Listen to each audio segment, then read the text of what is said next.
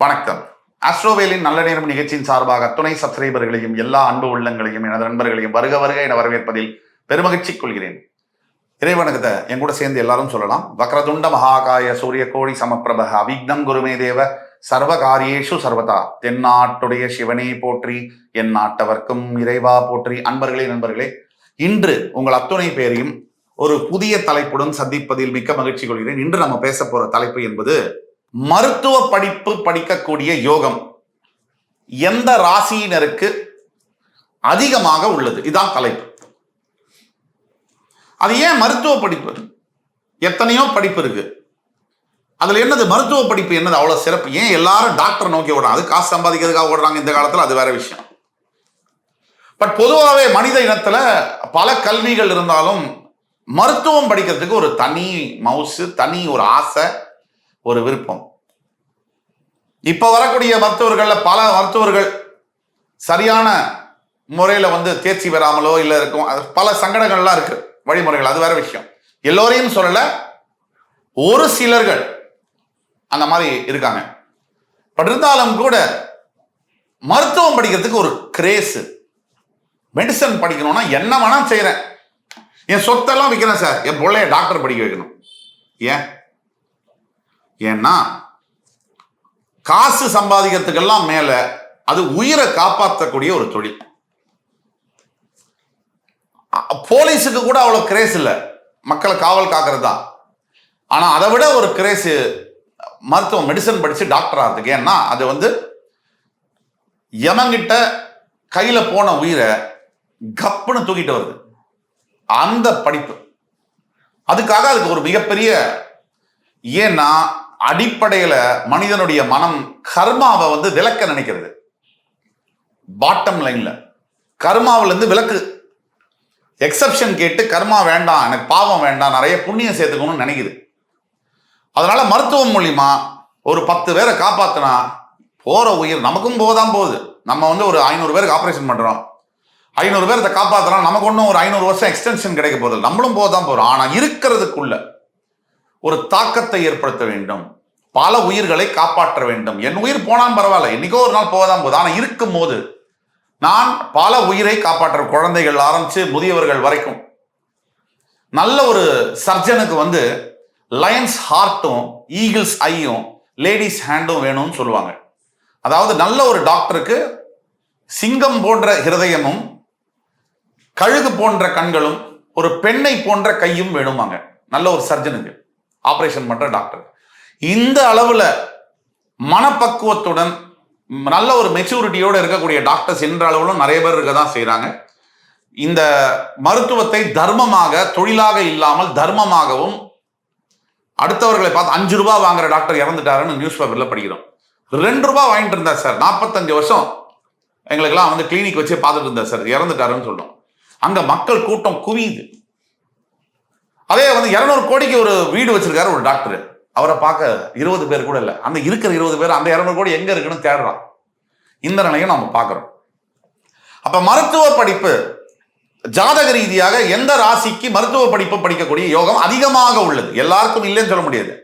அதிகமாக இருக்கக்கூடிய ராசி, அந்த வகையில முதலிடம் பெறுவது மகர ராசி. உத்திராடம், திருவோணம், அவிட்டம் நட்சத்திரங்களை கொண்ட மகர ராசி. இந்த மகர ராசி சனி பகவானுடைய, சனியுடைய கான்டாக்ட் இல்லாம பொலிட்டிக்ஸ், மெடிசனு சம்பந்தமே இல்லை, நீங்க வரவே முடியாது. ரியல் எஸ்டேட்டு, பொலிட்டிக்ஸ், மெடிசன் சம்பந்தப்பட்ட துறைகளில் நீங்க இருக்கணும்னா, ஹோட்டல் சம்பந்தப்பட்ட துறைகளில் நீங்க இருக்கணும்னா சனியுடைய இன்வால்மெண்ட் இல்லாம உங்களுக்கு அது சாத்தியமே கிடையாது. இந்த நிலையில இதுல முதல் இடம் பெறக்கூடிய மகர ராசி. ஏன் மகர ராசி? காலபுருஷனுடைய முதல் வீடு மேஷம், அங்கிருந்து 10ஆம் இடம் தொழில் ஸ்தானம், தொழில் காரகன் சனி பகவான். அவர் ஆட்சி பெறக்கூடிய மகர ராசியில 3 நட்சத்திரங்கள் வரும்.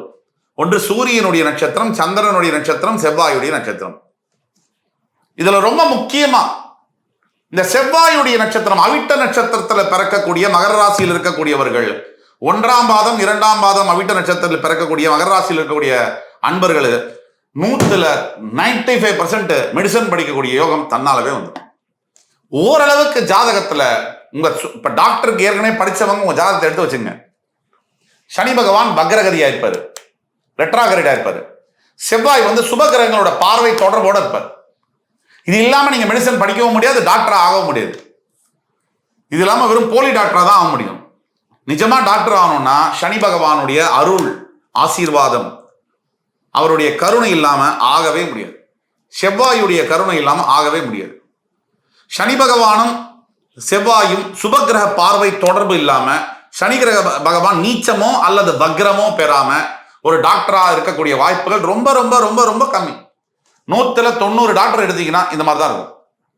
இதுல மகர ராசி ஏன் முதலிடம் பெறுகிறது என்றால், செவ்வாயுடைய நட்சத்திரம் சனியுடைய வீட்டில் என் கும்பத்துல கூட வருதே சார் அப்படின்னா கூட, தொழில் ஸ்தானம் இது. தொழில் ஸ்தானம் 10ஆம் இடம், 11ஆம் இடம் லாபஸ்தானம், கும்பம் லாபஸ்தானமாக வருகிறது. இதுதான் ரீசன். டெக்னிக்கலா மேஷத்திலிருந்து 10ஆம் இடம் தொழில் ஸ்தானம். இந்த தொழில் ஸ்தானத்தில் இருக்கக்கூடிய செவ்வாயுடைய நட்சத்திரங்கள் ரெண்டும் இன்டர்செக்ட், அதாவது அவிட்டம் 1ஆம் பாதம் 2ஆம் பாதத்தில் இன்டர்செக்ட் ஆகும்போது வரும். இதை தவிர திருவோண நட்சத்திரத்தில் இருந்தா கூட வரும். ஏன்னா சார் சந்திரனுடைய நட்சத்திரம் போய் எப்படி சார் டாக்டர் ஆக முடியும்? வாய்ப்பு இருக்கு. ஏன்னா சந்திரன் வந்து நீரை குறிப்பார். அதாவது 7ஆம் இடம் உங்களுக்கு சந்திரன், அதாவது மகரத்திலிருந்து 7ஆம் இடம் பார்த்தீங்கன்னா கடகம், சந்திரன் ஆட்சி பெறக்கூடிய வீடு.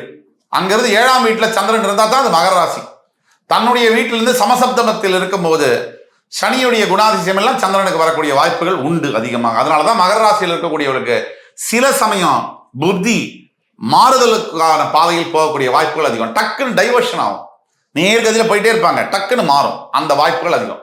ஆக ஒட்டுமொத்தமாக மகர ராசி மருத்துவ படிப்பு படிக்கக்கூடிய யோகம் என்பது அதீதமாக இருக்கு. நீங்க எந்த டாக்டர் நீங்க உங்க ராசி எடுத்து பாத்தீங்க, மகரத்தில் இருக்கக்கூடிய வாய்ப்பு அதிகமா இருக்கு. ஒரு 10 டாக்டர் உங்களுக்கு தெரியும், அவங்களெல்லாம் போய் கேட்டீங்கன்னா எந்த ராசின்னு கேட்டீங்கன்னா முக்காவாசி மகர ராசி தான் சொல்லுவாங்க. 2வது அதற்கு பிறகு மேஷ ராசி. என்ன சார் மகரம் சனியுடைய வீடு, அதற்கு டாக்டர் படிக்கக்கூடிய யோகம் இருக்குன்னு சொன்னீங்க. மேஷம் செவ்வாய் பகவானுடைய மூலத்திரிகோண ஸ்தானமாச்சு, அது தொழில் ஸ்தானம் இல்லையே, காலபுருஷனுடைய முதல் வீடாச்சு. இங்க எப்படி சார் நீங்க வந்து டாக்டர் படிக்க முடியும்?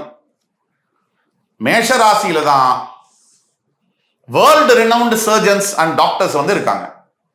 வேர்ல்டு ரினவுண்ட் டாக்டர்ஸா, புகழ்பெற்ற மருத்துவர்களா இருக்கக்கூடியவர் மேஷராசியில் பிறந்தவர்களா தான் இருக்காங்க பெரும்பாலும்.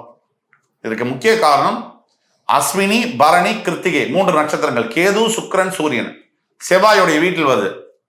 இந்த சம்பந்தம் இல்ல, முக்கியமான ஒரு சம்பந்தம் எதுன்னு கேட்டீங்கன்னா, இங்க சனி பகவான் நீச்சம் பெறுவார். இந்த சம்பந்தம், சனி பகவான் எப்பொழுது தன் சுயத்தன்மையை இழந்து வக்ரகதியோ நீச்சகதியோ ரெட்ராகிரேடோ இல்ல நீச்சகதியோ அடைகிறாரோ, அங்கேயே அவர் வந்து அதீத சுப கிரகமாக மாறிவிடுகிறார். அதன் அடிப்படையில இந்த மேஷராசியில் பிறக்கக்கூடிய அன்பர்களுக்கு பெரும்பாலும் அஸ்வினி இல்ல கிருத்திகை நட்சத்திரத்தில் பிறக்கக்கூடிய அன்பர்களுக்கு மிகப்பெரிய மருத்துவராகக்கூடிய யோகம் என்பது இயற்கையிலேயே அமையும். ஆக பெரும் மருத்துவ படிப்பு, உலகத்துல ஹோலி ப்ரொஃபஷன் அப்படின்னு சொல்லக்கூடிய மருத்துவ படிப்பு, அதை படிக்கக்கூடிய உயிரை காப்பாற்றக்கூடிய யோகம் யாருக்குன்னா, முதலிடம் பெறுவது மகர ராசி, அடுத்த இடம் பெறுவது மேஷ ராசி. மற்ற ராசிகள் எல்லாம் பிறந்தா மருத்துவர் ஆக முடியாதுன்னு கேட்டா, 12 ராசியில பிறந்தவங்களும் மருத்துவராக தான் இருக்காங்க. அதிகமான மருத்துவர்கள் எங்க இருக்காங்கன்னா மகரம் மற்றும் மேஷத்துல இருக்காங்க. இதைத்தான் நம்ம சொல்ல வரோம். ஆக அடுத்து வரும் காணொலியில் மறுபடியும் உங்கள் எல்லோரையும் சந்திக்கும் வரை உங்கள் அனைத்து அன்பு நெஞ்சங்களிடமிருந்து விடைபெறுவது உங்கள் சுபாஷ் பாலகிருஷ்ணன். நன்றி, வணக்கம், வாழ்க வளமுடன்.